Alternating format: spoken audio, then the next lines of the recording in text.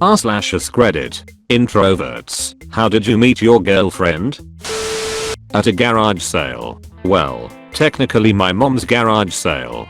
My father was a hoarder, but not of old newspapers or glass bottles or garbage. He hoarded consumer goods, tools, CDs, home improvement stuff, camping gear, hunting and fishing stuff. The man had piles and piles of it stuffed into his home, most of it pretty high quality, all bought on clearance. The old man was a sucker for a deal, even if he didn't have a use for it. After he passed away, it fell to us to figure out what to do with a stock of overstocked goods large enough to open a store. So we sold it at rock bottom prices in the front yard, as is tradition. It was a miserably hot summer's day. My mom requested that I come over and help because the house was on a well-trafficked street and the sheer volume of stuff meant there would be tons of people. She was right. There'd been a zillion people the day before, and though we'd sold a lot of stuff, there was much more yet to go. And today, I'd put an ad up on Craigslist. It was even busier. It was a long day of haggling with strangers, but at the end of the day, we'd sold 90% of the load, and we were just getting ready to close up and celebrate our success with pizza. Then this car pulls up, and out hops this gorgeous girl. She starts poking around in the CDs first, finds a couple she loves, then waves me over and starts asking about some she's unfamiliar with. Think she thought that, since she'd found a few things she liked, the stuff she hadn't heard might be in the same vein, not knowing it was purchased indiscriminately from bargain bins all over town. I answer as best I can. I hadn't heard most of them, but I was able to steer her to a couple she might enjoy. We kept chatting, and I sort of showed her around in between helping other people who kept showing up. There was definitely an instant attraction, and some really great conversation. She had to get going, so I made her a sweetheart deal on the stuff, and helped her to her car. She got in, drove away, and then I realized I hadn't gotten her number. My brother and my neighbor had a fucking field day at my stupidity. But she told me where she worked, at a restaurant down the road, and she told me the days she was usually scheduled. So I did something very unusual for me and pursued it. Friday afternoons, I'd drive over from my office and ask to sit in her section. The food was terrible, but she'd stop and chat as long as it wasn't busy, and I caught her mirror in a few times. So on my third visit, I told her I'd love to see more of her and asked for her number. 10 years, a marriage, and a child, and we are still head over heels for each other. So I guess I owe my dad for the posthumous hookup. TL. Dr. Am only person in history to get something at his own garage sale. Always thought she was really pretty. Had noticed her when she first moved in, dorm living.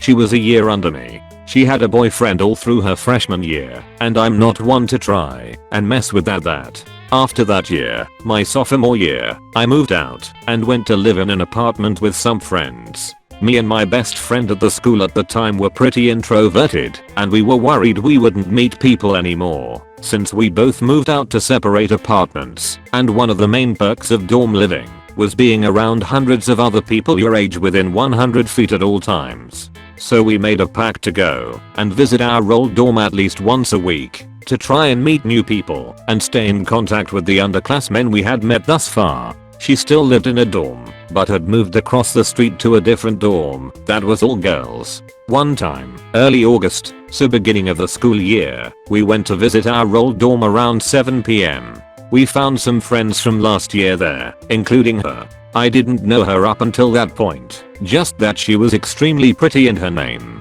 Anyways, we decide to go to another girl's apartment to play board games. As a genius ploy, me and my friend had purchased a board game to give us something to do to meet people. We are really cool, in case you couldn't tell. So we go to this house and meet some people we'd never met. Our board game requires pairs of people. So we pair up, and I get paired with the girl who lives in the apartment. My friend gets paired up with the pretty girl. It was fine though, cause while I thought she was pretty, I didn't know if she was single. The night went on and it was really fun. We played for about 4 hours and really got some good conversation in with these people we either barely knew or didn't know at all. Afterwards, when my friend got me home, I made sure to add everyone I had met on Facebook, cause for some reason that felt important for me. I don't know. Next week, we go again during the day and I see her there again. Originally there were probably 6 of us in the dorm lobby. One by one everyone left, until it was just her and me. We got to talking, and she seemed really cool. I liked her. But she said she had to go to study or something after a while, and I assumed I freaked her out, or whatever, so you know, that wasn't the best. Next week, she's there again. We talk for a bit in a group of people before the group collectively decides to go play volleyball at the local rec center across the street. She agrees to come. Before we leave, my friend from before tells me she's flirting with you. I didn't believe him, and thought he was just pulling my leg. We go to play volleyball, and she shows up. We PLS for at least 3 hours. She's there the whole time, and seems genuinely terrified to play. It was bizarre. It's like she didn't want to be there, but stuck it out the whole time despite some people leaving halfway through, and it being perfectly reasonable for her to leave then. Afterwards, some people left to go eat, while others went back to the dorm. I go back to the dorm. She comes with. We talk for a bit, and by a bit I mean hours in a group. I get really hungry, but I'm afraid, if I leave to go eat, that she won't come with, and we'd never be able to talk like this again. My friend goes, and gets me McDonald's, delivers it to me, then promptly leaves to talk to other people at a different part of the dorm. I mustered up the courage at 4 AM. It took me a little while to ask for her number. She gives it to me. I see her the next weekend. She kisses me. I die inside. The next week I ask her to be my girlfriend. I plan to ask her to be my wife. I love her. Edit. Sorry for the abrupt ending. I didn't want to go on for so long. Didn't want to bore anyone. We've been dating almost 3 years now. Also, the board game was loaded questions. Close bracket.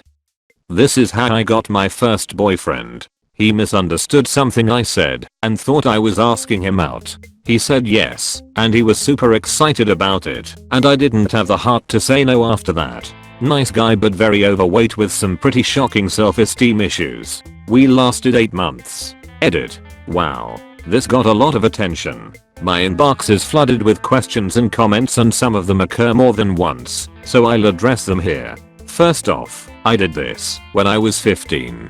Almost a decade ago. I was naive and a real rookie in the dating world. I didn't really know this was a horrible thing to do at the time. I thought I was doing something kind. I wasn't. I was being arrogant and naive. I'm now an adult and understand how cruel I was really being. How did I accidentally ask someone out? Here's what happened. We were already mates and we hung out a bit.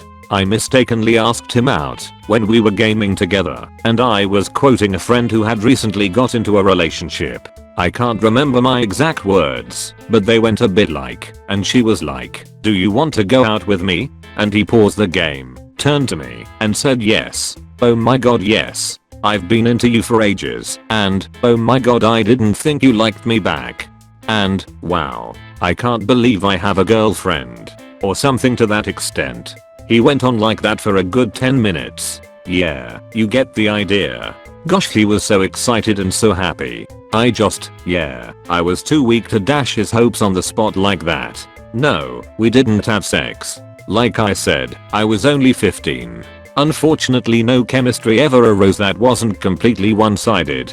He was into me, but I wasn't into him at all. I tried to convince myself I liked him. But honestly, we just didn't have that much in common outside of similar music and video game tastes. We made good friends, but as a couple we were just so bland. After the first date, all he ever wanted to do was eat and play video games. It was boring. Since I was his first girlfriend, he also seemed to want a proper girlfriend experience. He insisted on paying for dates when I insisted that he didn't. He would say things like, "I'm the man, I'm meant to pay." I had an after-school job. I was happy to pay for my own meals and movie tickets. I wanted to show off my independence. He seemed to take that as some kind of personal insult. He also kept trying to buy me flowers and jewelry, even though I had specifically told him I was allergic to most flowers and I hated jewelry. I think he wanted me to be something I'm just not. A lot of people think I might be someone they dated once.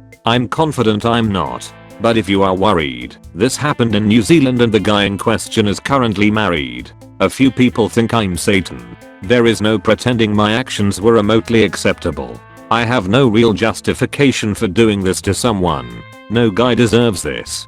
But, at the time I actually convinced myself there was nothing wrong with being with someone out of pity instead of attraction. If you're worried about being in this situation with someone, they probably felt the same way I did. They probably don't think this is really that bad. They may even think chemistry will come later.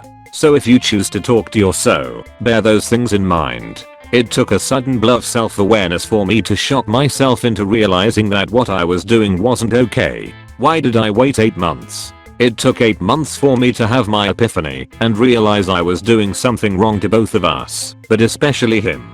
Before that, I kept trying to convince myself that I'd fall for him eventually and that in the meantime I was doing him a kindness, because at least he had a girlfriend thanks to me. And being fat with poor self-esteem, zits, glasses and a neck, but he probably would never get a girlfriend if it wasn't for me. Yeah, I know I'm the worst. His self-esteem issues were shocking, because even for an obese person, and obese people typically don't have the best self-esteem anyway, his self-esteem was through the floor. He talked about his flaws all the time, and it made it harder to overlook them. I'm so ugly, I weigh more than my dad did before his surgery. I'm so worthless and I'll never do better because I'm lazy. I hate my face. I'm a bad kisser, aren't I? Just say it. It's really hard to want to snuggle and hold someone when they won't shut up about how fat and ugly and worthless they are. And the truth is, he wasn't that bad looking.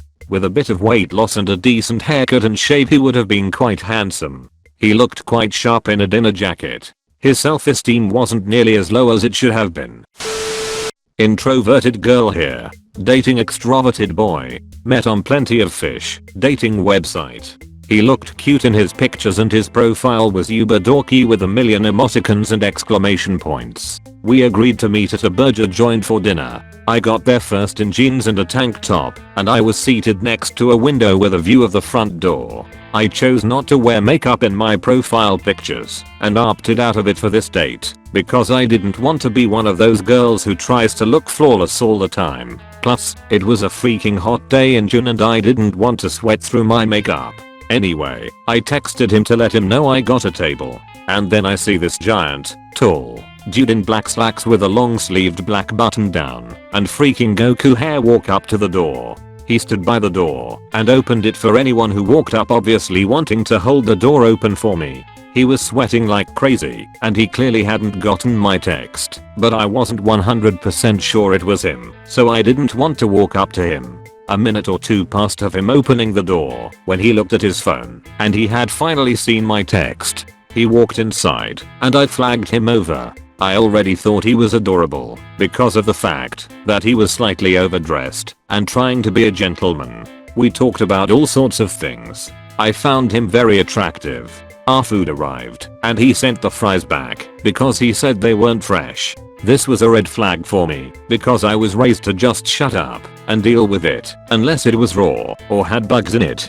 But I kept quiet and waited to see how the rest of the date turned out. After we ate, he suggested I follow him in my car to a local bowling alley. I did so, and we actually had a lot of fun. We just kept meeting to hang out, and we hit it off. We have been seeing each other for almost 6 years now, but we were both honest and upfront with each other from the start. We have worked our asses off to make it through the tough times. We both grew up in dysfunctional families and had learned a lot of really bad relationship dynamics, such as withholding affection when angry as punishment, turning arguments into personal attacks, walking away from arguments before anything is resolved, etc. And so we have utilized honest communication to work through these bad behaviors and teach ourselves new behaviors that are more conducive to strengthening our bond. We had to see each other as partners and be able to depend on or support one another when needed. We had to work on ourselves as individuals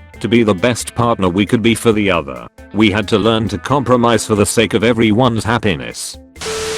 Some relationship tips. Does one person hog the blankets at night? Put 2 on the bed, 1 for him and 1 for you. You do not need to cuddle every night. It is okay to sleep on opposite sides of the bed. If there is something your partner does that annoys you, find a constructive way to address it. Don't just tell them to stop or wait until you blow up about it. Be honest with yourself about your own shortcomings. You aren't perfect, so you can't expect them to be either. Go out of your way to compliment them or thank them throughout the day. It feels good to be acknowledged and appreciated. Make it a point to initiate physical touch outside of trying to initiate sex. Rub shoulders, scratch your fingernails against their scalp, run your fingers through their hair, lightly trace your fingers on their skin, etc. Do this all without the expectation of sex. If your sex drives don't match up, respect that but make compromises. If you don't want sex, maybe stimulate them manually to meet their needs. If they really don't want sex, don't push it, and don't get angry with them. You don't want sex to be a chore. You both need to discuss what sex means to you and understand where the other is coming from. For my boyfriend, sex isn't just about being horny, it is a matter of intimacy. He feels close to me through sex, but he knows that sometimes I just don't have the energy and he will settle for cuddles and some quiet time together. Make it a point to do sweet things for them occasionally. They will feel special, and they will likely want to return the favor and do something special for you, so you can feel special too, though don't go into it with expectations. Your goal is to make them feel loved and happy, not to get laid or get presents in return. It is perfectly okay to have time to yourself and your own friends, and it is okay for them too. You need to maintain your identity as an individual and not completely lose yourself in the relationship. It is healthy to have boundaries. People who don't do this find themselves without friends and no idea what to do with themselves after a breakup. Live and breathe the campsite rule. Always treat them well, and if you leave them in better condition than when you found them. They may not be right for you, but no one deserves the emotional damage that comes with abuse, neglect, and manipulation. First day of my second semester of 11th grade, I'm sitting in class making note of my new classmates as they walked in, wondering if there would be anyone I knew. Future So walks in. I knew she existed, but hadn't ever talked to her or really even been in the same room up until then as far as I knew. This is where the story starts sounding cheesy and made up, but in that quick moment I felt something that went beyond just how she's cute. Cue my complete and utter infatuation. We sat on opposite sides of the room, and I was way too shy/awkward to make a move, so I would try and listen to what she talked about during class. I quickly realized she was really funny, and we even liked the same music. Now, this is where normal people would go up and say, "Hey, I heard you like insert band name here, me too," or try and make small talk. What did I do? I would drop in on her social media pages and see if she was talking about me, or try and get a glance at what she was like beyond what I already knew. Creepy, sure. But that's where the story gets good. One day after school, I'm sitting in my room playing video games. I take a break and open my laptop, go to her Twitter, and I just about shit a brick. I see her and her friends having a back and forth conversation about me. For an introvert like me, this is like a dream come true. A little bit more time passes, and she adds me on Facebook. As all this is happening, I can't help but feel like this is meant to be. Yet, I still didn't approach her, not even via Messenger. Around this time I was planning on getting a phone.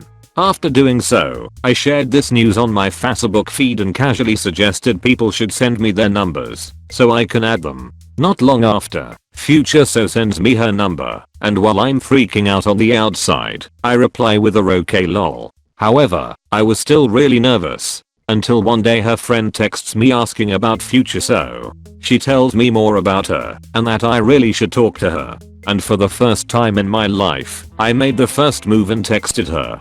From then on, we talked every single day as much as possible. Eventually I gained the courage to ask her to go on a date during lunch break. I was absolutely terrified because I tend to seem way more relaxed and sociable via text than I'm in person. I thought she'd see this and lose interest. First date ends up going great. It was still plenty awkward, but we got along well and had some fun conversation. We dated for a while after that before officially becoming a couple. We are now less than a month away from our 5-year anniversary. We have both moved away from home together, finished college together, and will be taking the next step in life together. I love her more than absolutely anything, and I'm so lucky to have met someone who wasn't immediately put off by my social flaws. I'm extremely lucky. The way things fell together just felt so natural. She's not just my girlfriend or future wife, she's truly my best friend. It's also worth noting that, since telling my girlfriend all this, she's revealed that her experience nearly mirrored mine.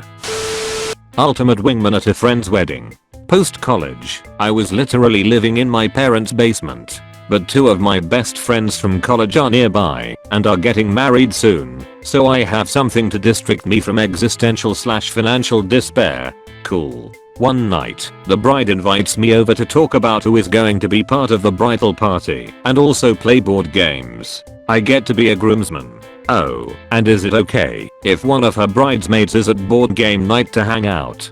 To be honest, I didn't think much of the girl who would be future girlfriend that night. Love you, honey, but we were both pretty shy, so she was probably being just as wary as I was. But she knew how to play some Settlers of Catan, so we at least ended the night on amicable terms. At this point, we were barely acquaintances, and I was more worried about getting time off for the wedding.